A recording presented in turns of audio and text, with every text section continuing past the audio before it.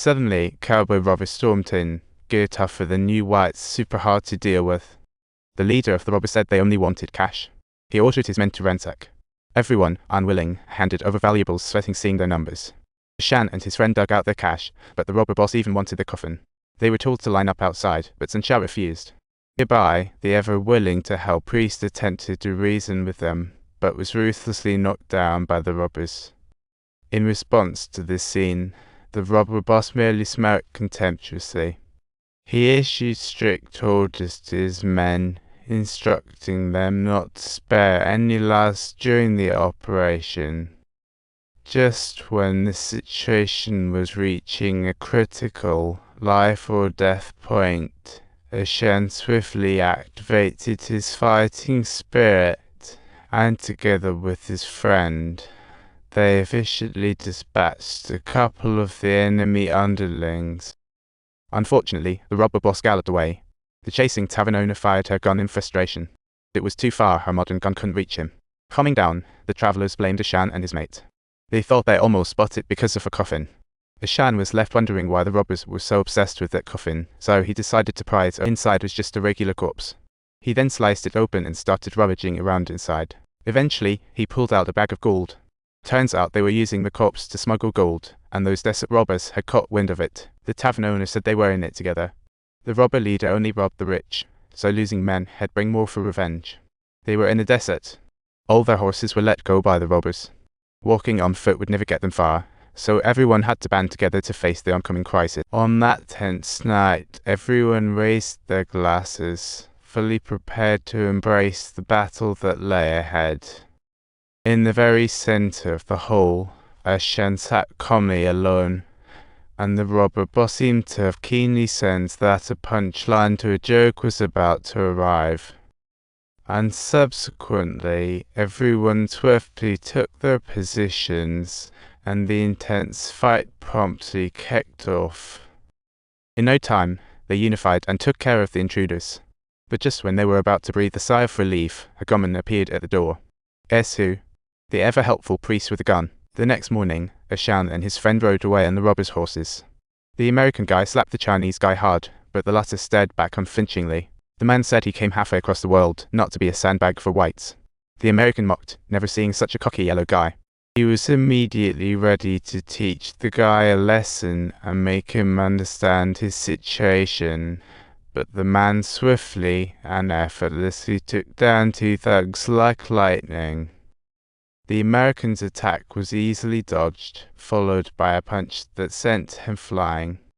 And for the grand finale, he kicked the white guy over 8 meters in the air. Welcome to San Francisco, 1878.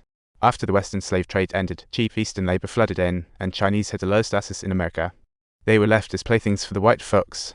Ashan just arrived and sent a horse manager flying to see his moves were graceful and decisive. While the tough cookie nearby, the American Jude Orkea saw it and immediately brought Ashan onto his wagon. He offered to help find him a good job, and soon they rolled into Chinatown. The wagon stopped in a narrow alley where well-dressed Chinese folks were playing mahjong. Spotting Orkea with a stranger, he started spilling the gossip.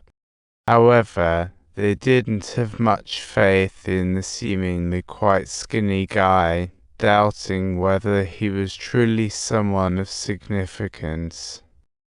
They just shook their heads, clearly feeling it wasn't worth thinking over. What do you say to that? Shan saw Zhu borrowing some cash nearby and realized had been sold out. He was then taken to a dimly lit hall. Sitting there was the most powerful gang boss in Chinatown, Sun Yi. Looking at the seemingly not so strong yet sharp guy, he seemed quite fond of him. He mentioned that a gang war was brewing in Chinatown and they were in need of manpower. If Ashan really had skills, he could join the crew. He then sent his son to take Ashan below for settling in. Just as Ashan thought of leaving, Sun Yi firmly called him back, reminding him to respect the hierarchy. That evening, Sun Shao specially arranged a welcoming dinner to entertain his new little brother. However, Ashan politely declined the offer and instead inquired about a woman by the name of Saga. Little did he realize that seemingly innocent question would silently bring about his undoing. In the blink of an eye, Sun Xiao was forcibly taken downstairs by members of Jialong Gang because someone was actively searching for Xiao Jin. Just then, Ashan came strolling down the stairs, and a big showdown was about to ignite. Using his smooth moves, he effortlessly wrapped up the brawl. Sun Xiao and the tavern owner were left wide-eyed. They never expected this new kid would be so tough. See, he was definitely going places. They all knew it in their hearts. This new kid's skills were on point, and he was bound to become a significant player in the Chinese community. Charming tavern owner became increasingly interested in this newcomer with kung fu skills. After chatting, she learned he came looking for a long-lost sister, but the owner urged him not to mention Xiao Jin. Before long, Ashan bravely ventured into Jialong Gang's base, only to be taken to a hole. A burly fellow approached him to inquire about something. Facing a somewhat familiar face, Ashan couldn't help but smile, but confusion was still there. His sister coldly replied that the girl she had been was dead. Now she was a beauty. The words hinted at resentment over the past, blaming Ashan for coming to America and urging him to return to Foshan. But when she noticed the gang mark on Ashan's arm, she knew returning was a long shot for him. Who would have thought her brother had joined the opposing gang? They were destined to face off now. Careful. Et at. Who knew? His sister was actually the wife of the boss from the second largest gang in Chinatown,